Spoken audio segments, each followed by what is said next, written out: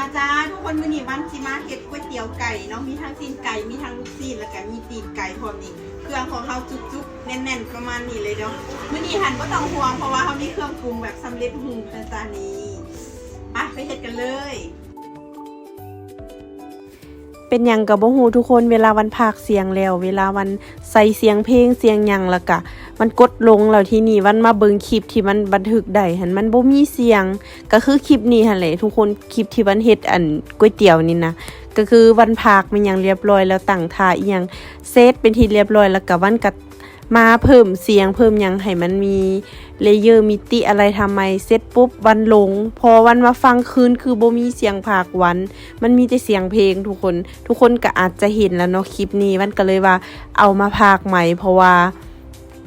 วันจะเอาไปลงในอีกแอปนึงแล้วมันบ่มีเสียงภาคนะบางเทื่อเขาย่านว่าเขาบ่เข้าใจว่าวันกำลังเฮ็ดหยังอยู่แต่ว่าเบิ่งตามภาพก็คือทุกคนอาจจะฮู้แล้วเนาะว่าตอนนี้วันกำลัง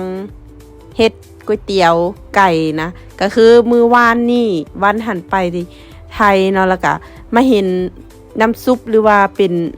น้ำก๋วยเตี๋ยวที่เขาเฮ็ดสำเร็จรูปมันก็เลยซื้อมาแล้วก็ซื้อตีนไก่น่องไก่มาแล้วก็ลูกซีนมามื้อนี้มันจะมาเฮ็ดให้น้องๆกินก่อนอื่นก็ตั้งไฟใส่หม้อตั้งไฟใส่หม้อดังไฟแล้วก็เอาหม้อมาตั้งแล้วก็เอาน้ำใส่เนาะตัวนี้ก็คือง่ายแฮง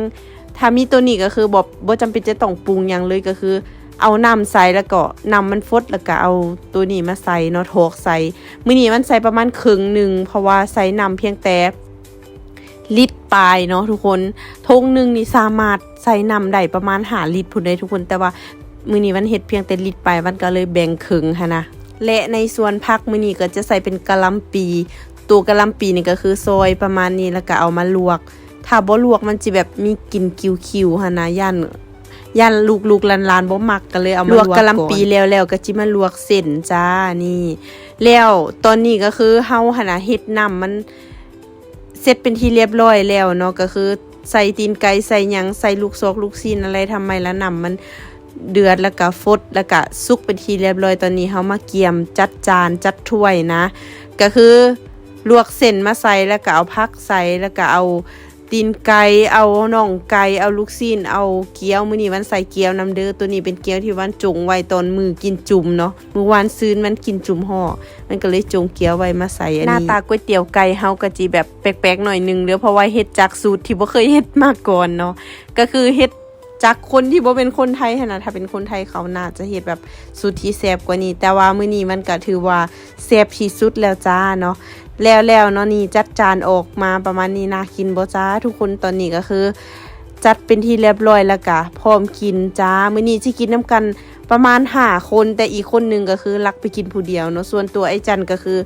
กินข้าวนะจ้ามื้อนี้เพราะว่าเพิ่นบอกว่าเพิ่นบ่ค่อยมักเส้นปานใดเนาะก็เลยว่าวันก็เลยว่าไปซื้อลาบป่ามาให้แล้วก็ให้เพิ่นกินแล้วก็นั่งกินน้ำกันหั่นแหละมีแต่ผู้เดียวอะไรที่นั่งกินคนเดียวเนาะคือสิย่านเฮาญาติเฮาจึงไปนั่งกินผู้เดียวหั่นนะคลิปนี้วันบ่ได้เติมหยังเด้อทุกคนก็คือน้ำซุปเอาตามที่ว่าซื้อมาสำเร็จรูปเลยเพราะว่า